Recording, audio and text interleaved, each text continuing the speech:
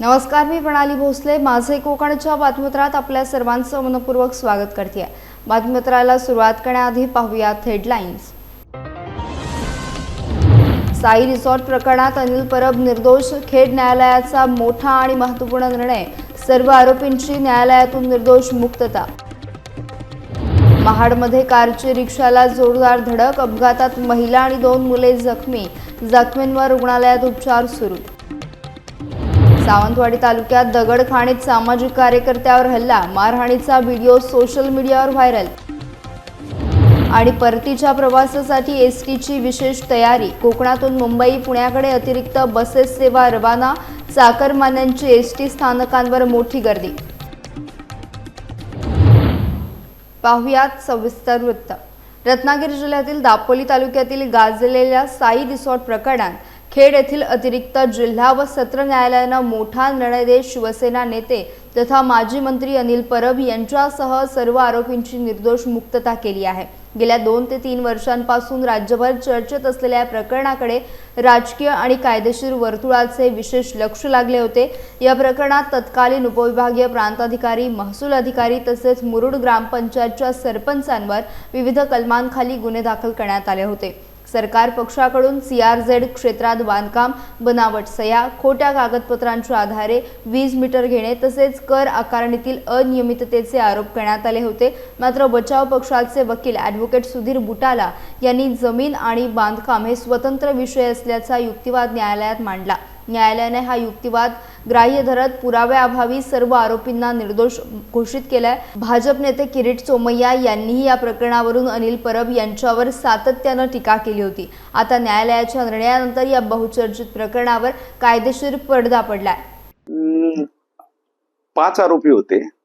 त्यामध्ये मंडळ निरीक्षक, मुरुड गावचे सरपंच, तसंच देशपांडे म्हणून प्रांत अधिकारी आणि स्वतः अनिल परब होते. आणि भारतीय दंडविधान 420, 120B, 182, 290, 34 तसेच अँटी करप्शन ऍक्ट म्हणजे भ्रष्टाचार प्रतिबंधक कायदा 12, 13, 14 या अंतर्गत हे सगळे आरोप होते. आता या आरोपांबद्दल जो पुरावा पाहिजे तो कोणताही पुरावा नव्हता. रिसॉर्ट खरेदी करताना, ती जागा खरेदी करताना स्टॅम्प दिला नाही आणि तो कमी दिला आणि फसवणूक केली असा आरोप होता. पण भारतात 2 प्रकारचे कायदे आहेत. म्हणजे जमीन एका व्यक्तीची असू शकते, त्यावरचा इमला दुसऱ्याचा असू शकतो. तशी इंग्लंडमध्ये वस्तुस्थिती नाही, तर वेगळा कायदा आहे. जमीन ज्याची त्याचीच बिल्डिंग. तर त्यानुसार कोर्टाने असं धरलं की त्यांनी रिसॉर्ट खरेदी करण्याची किंवा विभागासाठी ते विकावं जमीन मालकाने, असं होऊच शकत नाही. असं करणं म्हणजे गुन्ह्याचं कृत्य आहे, कारण ते त्याच्या मालकीचं नव्हे. आणि मग हा सगळा विचार करून कोर्टाने सगळा अभ्यास करून युक्तिवाद ग्राह्य धरून त्यांची निर्दोष मुक्तता केलेली आहे. पेण शहरात सुरू असलेल्या कोट्यावधी रुपयांच्या सिमेंट कॉन्क्रीट रस्ते कामादरम्यान गंभीर आरोप समोर आला आहे. शिवसेना शिंदे गटाचे नवनिर्वाचित नगरसेवक भूषण कडू यांनी नगरपालिकेच्या ठेकेदाराकडून स्मशानभूमीतील विद्युत मीटरमधून वीज चोरी होत असल्याचा आरोप केला. भोगावती नदी पाणी उपसा करून टँकर भरण्यासाठी पंप चालवताना वैकुंठधाम स्मशानभूमीच्या वीज मीटरचा वापर होत असल्याचा दावा करण्यात आला आहे. त्यामुळे अतिरिक्त वीज बिलाचा भुर्दंड नगरपालिकेवर पडत असल्याचे कडू यांनी म्हटले. याशिवाय खासगी टँकर चालक नगरपालिका टँकरमधून पाणी भरून ते वाजवी दराने विकत असल्याचा आरोप देखील त्यांनी केला. पाण्याच्या वापरासाठी योग्य पावती किंवा बिल न भरता हा प्रकार सुरू असल्याचा दावा करण्यात आला आहे. या संपूर्ण प्रकरणाची चौकशी करून संबंधितांवर कारवाई करावी, तसेच हा मुद्दा स्थायी समिती बैठकीत उपस्थित करणार असल्याचे नगरसेवक भूषण कडू यांनी स्पष्ट केले आहे. ही बाहेरच्या कॉन्ट्रॅक्टरनी त्याच्या सोयीसाठी लावलेली ही स्वतःची पर्सनल प्रायव्हेट मोटर, आणि ती जवळजवळ लावल्यानंतर विदिन 5 ते 10 मिनिटात तो टँकर फुल होतो. म्हणजे एवढा मोठा टँकर, एवढी मोठी नदी आहे, ती मशीन आहे. पण त्याचा भूदंड तो आपल्यावरती पडतो. आपण जो कर भरतो तो कराचा पैसा नगरपालिका मीटर सगळ्या सोयीसुविधांसाठी वापरते. परंतु नगरपालिकेला माहिती नाही की त्या व्यक्तीने मशीन टाकली, पाणी खेचून त्याच्या प्रायव्हेट कामासाठी नेतो आहे, परंतु त्याचं बिल आपण भरतो आहे. हे अधिकाऱ्यांना पण माहिती नाही आहे. आपण त्यांच्याशी विचारणा केल्यानंतर त्यांनी आता सांगितलं की आपण जो डिफरन्स आहे 2-3 महिन्याच्या मागचा आणि आताचा त्याच्यामधला डिफरन्स काढून जो डिफरन्स येईल तो त्याला भरायला सांगू, आपण त्याच्यातनं पैसे कट करू असं त्यांनी सांगितलं आहे. परंतु हा 1-2 महिन्याचा नाही आहे, हा कित्येक वर्षाचा चाललेला खेळ आहे आणि हे त्यांच्या आता निदर्शनास आलं आहे. परंतु माझं म्हणणं की गेले 3-4 वर्षाचा बिलाचा जो तपशील आहे तो एकत्र करून किती जो हे बसतो आहे तो पेनल्टी ऐकण्यात घ्यावी आणि त्याच्यावरती कारवाई होईल ही आपली मागणी आहे. मुंबई गोवा राष्ट्रीय महामार्गालगत डोलवी परिसरात वडखळ पोलिसांनी अंमली पदार्थांविरोधात मोठी कारवाई करत गांजासह एका आरोपीला अटक केली आहे. या धडक कारवाईमुळे परिसरात खळबळ उडाली असून पोलिसांच्या तत्परतेचे नागरिकांकडून कौतुक होत आहे. 2 मे रोजी रात्री 10:20 सुमारास JSW गोवा गेट समोरील हायवे लगत पोलिसांनी सापळा रचला होता. यावेळी राजा जुमराती मिया अली हा गांजा विक्रीसाठी येत असताना पोलिसांनी त्याला रंगेहात पकडले. आरोपीकडून सुमारे 33,300 रुपयांचा गांजा जप्त करण्यात आला. या प्रकरणी वडखळ पोलीस ठाण्यात NDPS कायद्यानुसार गुन्हा दाखल करण्यात आला असून पोलीस उपअधीक्षक जलेंदर नारकुल यांच्या सूचनेनुसार पोलीस निरीक्षक संतोष जाधव यांच्या मार्गदर्शनाखाली विशेष पथकाने ही कारवाई केली. पेण तालुक्यात वाढत असलेल्या अंमली पदार्थांच्या अवैध व्यापारावर आळा घालण्यासाठी पोलिसांकडून अशाच प्रकारच्या कारवाया सुरू राहणार असल्याचं सांगण्यात आलंय. रायगड जिल्ह्यातील महाड तालुक्यात खाडीपट्टा परिसरातील गोठे गावाजवळ कार आणि रिक्षामध्ये भीषण अपघात झाला. दुपारच्या सुमारास महाडच्या दिशेने जाणाऱ्या रिक्षाला भरधाव कारने जोरदार धडक दिल्याने रिक्षाचा चक्काचूर झाला. मिळालेल्या माहितीनुसार कार चालकाचे वाहनावरील नियंत्रण सुटल्याने हा अपघात घडला. अपघातावेळी रिक्षामध्ये चालकासह 2 लहान मुले आणि 1 महिला प्रवास करत होते. या धडकेत महिला आणि दोन्ही मुले जखमी झाली असून त्यांना उपचारासाठी महाड ग्रामीण रुग्णालयात दाखल करण्यात आले. घटनास्थळी उपस्थित नागरिकांच्या म्हणण्यानुसार रस्त्यावर असलेल्या गतिरोधक कार चालकाला न दिसल्यामुळे अपघात झाल्याची शक्यता व्यक्त केली जात आहे. अपघातानंतर काही काळ परिसरात गोंधळाचे वातावरण निर्माण झाले होते.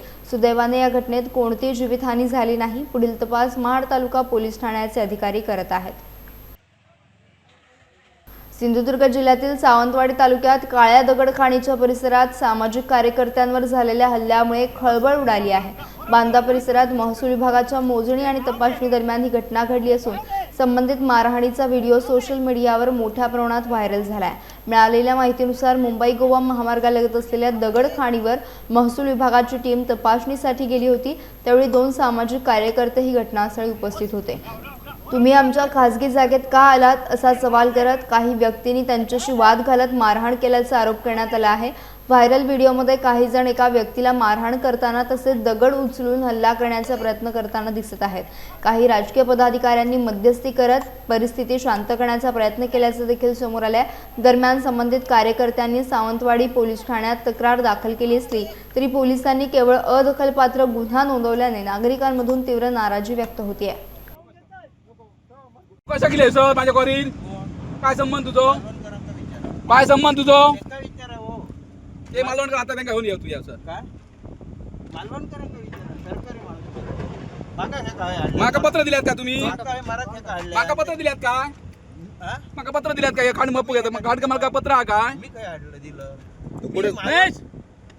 तू माझ्या अर्ज कशा करता कोण काय नाही तू माझ्या खांडी कशा गेल्या आता माझ्या प्रायव्हेट जागेत तू येतो काय संबंध तुझं ते व्हिडिओ शूटिंग कर माझ्या प्रायव्हेट गाड्यात येतो काय माझ्या प्रायव्हेट जागेत येतो काय संबंध तुका बघतो मालवणकर मागा लागणार नाही तुम्ही कशा गेल्या पहिला सांगा तुम्ही कशा गेल्या.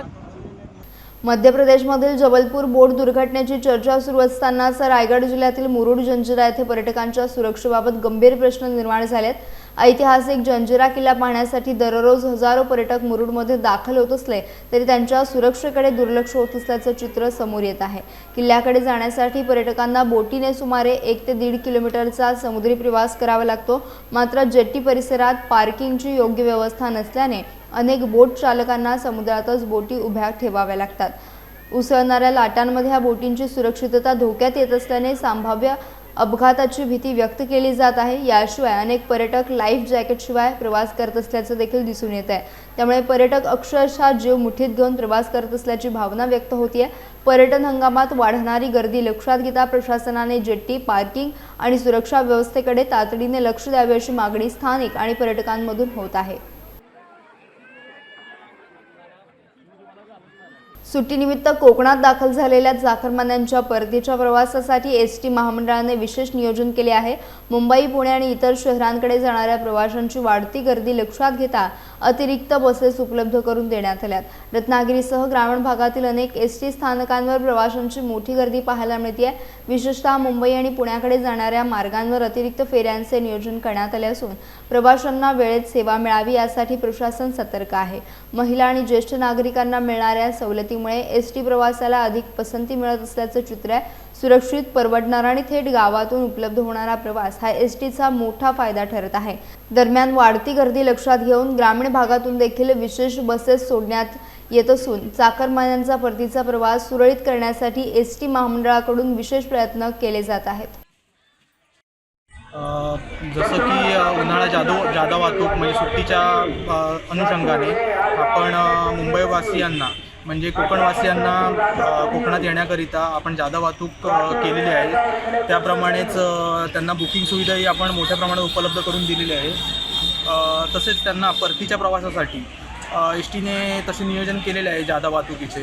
त्याप्रमाणे त्यांना इथे आपण बुकिंग काउंटर ओपन करून दिला आहे, त्याचाही त्यांनी लाभ घ्यावा। तसंच आपण एस टीकडून महिला सन्मान योजना असेल किंवा अमृत ज्येष्ठ नागरिक योजना असेल त्याप्रमाणे आपण सवलतीही प्रोव्हाइड करतो आहे। त्यामुळे प्रवाशांचे कोणत्याही प्रकारचे हाल होत नाही आहेत आणि तसंही प्रवाशांच्या मागणीप्रमाणे आपण जादा वाहतूकही चालू करत आहोत। तरी प्रवाशांनी त्या सर्व गोष्टींचा योग्य लाभ घ्यावा। घाणेकुंट येथील गवळीवाडी अंगणवाडीला तब्बल 14 वर्षांनंतर अखेर स्वतंत्र आणि सुसज्ज इमारत मिळाली आहे। अनेक वर्ष एका घराच्या पडवीत सुरू असलेली ही अंगणवाडी आता आधुनिक सुविधांनी सज्ज नव्या वास्तूमध्ये दाखल झाली असून गावात आनंदाचे वातावरण निर्माण झाले आहे। ग्रामपंचायत, ग्रामस्थ आणि विविध संस्थांच्या संयुक्त प्रयत्नातून हा प्रकल्प साकारण्यात आला। वुल्फ्राम सँडविक, कोरोमंट आणि थिंक शार्प फाउंडेशन यांच्या CSR उपक्रमातून ही अद्ययावत इमारत उभारण्यात आली आहे। नव्या अंगणवाडीत स्वतंत्र वर्गखोली, आकर्षक चित्रांनी सजलेल्या भिंती, किचन, स्टोअरूम तसेच मुलांसाठी विविध खेळण्यांची सुविधा उपलब्ध करून देण्यात आली आहे। या उद्घाटन सोहळ्यासाठी ऑस्ट्रियातून सँडविक कोरोमंट कंपनीच्या मॅन्युफॅक्चरिंग एक्झिक्युटिव्ह मिस ॲग्रेंट बिचरेल उपस्थित होत्या। लहान मुलांचा जुन्या अंगणवाडीतून नव्या इमारतीत उत्साहात प्रवेश करण्यात आला। या सामाजिक उपक्रमामुळे गावात समाधान व्यक्त होत असून अंगणवाडी सेविका, पालक आणि विद्यार्थ्यांच्या चेहऱ्यावर आनंद स्पष्टपणे दिसून येतोय। सिंधुदुर्ग जिल्ह्यात पेट्रोल आणि डिझेल साठा सुरळीत असल्याचा दावा जिल्हा प्रशासनाकडून करण्यात येत असला तरी प्रत्यक्षात वाहन चालकांना इंधनासाठी तासनतास रांगेत उभे राहावे लागत असल्याचे चित्र समोर येत आहे। त्यामुळे प्रशासनाच्या दाव्यांवर नागरिकांकडून प्रश्न उपस्थित केले जात आहेत। कणकवलीसह जिल्ह्यातील अनेक पेट्रोल पंपांवर वाहनांच्या रांगा लागल्या असून वाहन चालकांना उन्हातान्हात प्रतीक्षा करावी लागत आहे। जर इंधनाचा पुरेसा साठा उपलब्ध असेल तर आम्हाला रांगेत का उभे राहावे लागत आहे, असा सवाल संतप्त नागरिकांकडून केला जातोय। प्रशासनाने प्रत्यक्ष पेट्रोल पंपांवर जाऊन परिस्थितीची पाहणी केली आहे का, असा प्रश्न देखील उपस्थित केला जात आहे। प्रशासनाकडून दिली जाणारी माहिती आणि प्रत्यक्ष परिस्थिती यात मोठी तफावत असल्याचा आरोप वाहन चालक करत आहेत। दरम्यान वाढती गर्दी आणि संभाव्य टंचाई लक्षात घेता प्रशासनाने तातडीने परिस्थितीचा आढावा घेऊन इंधन पुरवठा सुरळीत करावा अशी मागणी नागरिकांकडून जोर धरते आहे। कणकवली नगरपंचायतचे नगराध्यक्ष संदेश पारकर यांनी आपल्या पक्षांतरांच्या चर्चांना पूर्णविराम देत आपण सध्या तरी अन्य कोणत्याही पक्षात जाणार नसल्याचं स्पष्ट केलं आहे। कणकवली शहराच्या विकासासाठी आपण सातत्याने काम करत असून शहराला सक्षम पर्याय देण्याचा प्रयत्न सुरू असल्याचं त्यांनी सांगितलं। 21 डिसेंबरपासून नगराध्यक्षपदाची जबाबदारी स्वीकारल्यानंतर गेल्या 5 महिन्यात शहराच्या सर्वांगीण विकासावर लक्ष केंद्रित केलं असल्याचं त्यांनी सांगितलं। कणकवली शहरासाठी 100 ते 200 कोटी रुपयांच्या विविध विकास कामांचे प्रस्ताव राज्य सरकारकडे सादर करण्यात आल्याची माहिती त्यांनी दिली। पाणी पुरवठा, भुयारी गटार योजना, पावसाळी पाण्याचा निचरा, मुख्य रस्त्यांचे काँक्रिटीकरण तसेच नवीन नाट्यगृह उभारणी यांसाठी मोठ्या निधीची मागणी करण्यात आली आहे। नगरपंचायतचे 58 कोटींचे वार्षिक बजेट असतानाही शहराला न्याय देण्याचा प्रयत्न सुरू असल्याचे त्यांनी स्पष्ट केलं। आमदार नितेश राणे, उद्योगमंत्री उदय सामंत आणि माजी आमदार वैभव नाईक यांच्यासह विविध नेत्यांच्या सहकार्याने शहर विकास आघाडीमार्फत काम सुरू असल्याचं सांगत लवकरच कणकवलीचा कायापालट होईल असा विश्वास संदेश पारकर यांनी व्यक्त केला। शहर विकास आघाडीचा नगराध्यक्ष म्हणून या पदावर त्या ठिकाणी विराजमान झालो जनतेच्या आशीर्वादाने। कार्यकर्त्यांच्या मेहनतीच्या जोरावर. आणि जवळजवळ 4 ते 5 महिन्याचा कालावधी आता त्या ठिकाणी होऊन गेलेला आहे. 21 डिसेंबरला मी नगराध्यक्षपदी विराजमान झालो. खरं तर गेली 4-5 महिने मी कणकवली शहराच्या विकासामध्ये कसं त्या ठिकाणी शाश्वत विकास या शहराचा करता येईल, कशा प्रकारच्या योजना केंद्र आणि राज्य सरकारच्या आणता येतील, याच्यासाठीचा प्रामाणिक प्रयत्न मी गेली 4-5 महिने त्या ठिकाणी करतो आहे. आणि आपली एक ठाम भूमिका कणकवली शहरवासियांची विकासाबद्दलची ही भूमिका त्या ठिकाणी मांडण्याचा प्रयत्न करतो. त्यामुळे मी कुठेही बाजूला गेलेलो नाही. मी आजही या सिंधुदुर्ग जिल्ह्यामध्ये एक संदेश पारकर म्हणून एक जे काय अस्तित्व आहे शहराच्या बरोबर जिल्ह्यामध्ये सुद्धा त्या ताकदीनं त्या ठिकाणी आहे. आणि तुमच्या जे काय मनामध्ये आहे म्हणजे संदेश पारकर कुठे आहेत त्याच्याबद्दलचा योग्य निर्णय योग्य वेळी मी त्या ठिकाणी घेणार आहे. हे सगळं करत असताना केंद्र सरकारच्या आणि राज्य सरकारच्या निधीची गरज त्या ठिकाणी लागणार आहे. आणि तशा प्रकारचा प्रस्ताव हे राज्य शासनाकडे त्या ठिकाणी दिलेले आहेत. खरं तर माझ्या नगरपंचायतीचं जे बजेट आहे ते जवळजवळ 58 कोटी रुपयाचं आहे. आणि या 58 कोटी रुपयामध्ये मी शहरातल्या विकासाला न्याय त्या ठिकाणी देऊ शकतो.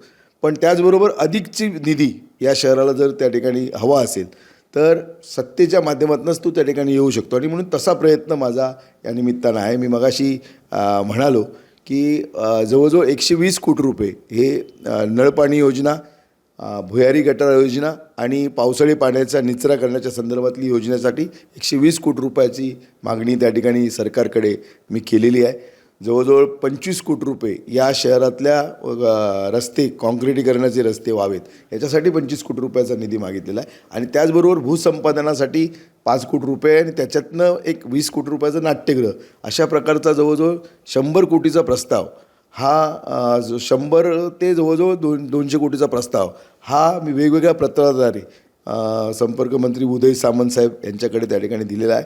आणि लवकरच हा निधी शहराला त्या ठिकाणी मिळेल आणि त्याच्यातनं शहराचा विकास आणि आपल्या नगरपालिकेच्या बजेटमधनं कणकवली शहराचा विकास करण्याचा माझा मनोदय त्या ठिकाणी आहे. खेड तालुक्यातील देवघर विद्या मंदिर देवघर येथे विद्यार्थ्यांसाठी वह्या आणि खाऊ वाटपाचा सामाजिक उपक्रम उत्साहात पार पडला.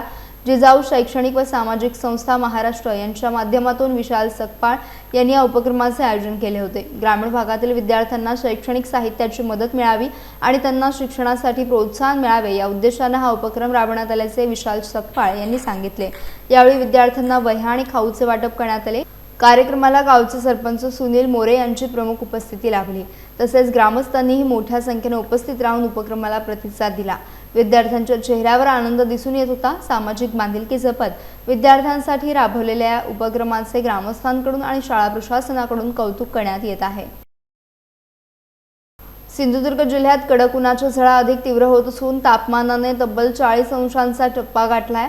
वाढत्या उष्म्यामुळे नागरिक हैराण झाले असून उकाड्यापासून दिलासा मिळवण्यासाठी थंड पेयांकडे मोठ्या प्रमाणात नागरिकांचा ओढा वाढला आहे. जिल्ह्यातील विविध भागांमध्ये कोल्ड्रिंक हाऊस, सरबत स्टॉल आणि ज्यूस सेंटरवर दिवसभर गर्दी पाहायला मिळते. विशेषतः कालाखट्टा, लिंबू सरबत, ताक आणि विविध थंड पेयांना मोठी मागणी वाढली आहे. सकाळपासूनच सुरू होणारी ही गर्दी रात्री उशिरापर्यंत कायम राहत असल्याचे विक्रेत्यांनी सांगितलं. उन्हामुळे बाहेर पडणाऱ्या नागरिकांना थोडासा थंडावा म्हणून थंड पेयांचा पर्याय अधिक पसंत केला जातोय. दरम्यान डॉक्टरांकडून नागरिकांना उन्हात आवश्यक तेवढाच बाहेर पडा, भरपूर पाणी प्या आणि आरोग्याची काळजी घ्यावी असे आवाहन करण्यात येत आहे. या कडाक्याच्या उन्हाळ्यात आमच्याकडे थंडगार लिंबू सरबत मिळतं. त्याचप्रमाणे विविध प्रकारची सरबत आहेत आमच्याकडे. आवळा सरबत आहे, कोकम सरबत आहे, पान शॉट सरबत म्हणून येतं ते एक आहे, काला कट्टा आहे, पायनॅपल आहे, कच्चा आंब म्हणून येतं सरबत, परत वॉटरमिलन, असे विविध प्रकारची सरबतं मिळतात. आणि लोक उन्हातून आल्याच्यानंतर इथे एक आंब्याचं झाड आहे त्याच्यामुळे त्या सावळी मस्तपैकी बसून थंडगार सरबत पितात आणि त्याचा आस्वाद घेतात. कधी सकाळी किती वाजल्यापासून तुमचं इथे गर्दी सुरू होते? सकाळी आमची सध्या गरमाई वाढल्यामुळे सकाळी 9:30 पासूनच आमच्याकडे गर्दी सुरू होते. ती कंटिन्यू 3-3:30 पर्यंत इथे गर्दी असते. मध्ये जरा 1 तास जरा गॅप राहतो आणि त्याच्यानंतर 4 नंतर जो सुरू होतो तो रात्री 9:30 पर्यंत चालूच असतो. जे नागरिक येतात इथे ते काय प्रिफर करतात? कुठलं सरबत की आवळा, काला कट्टा?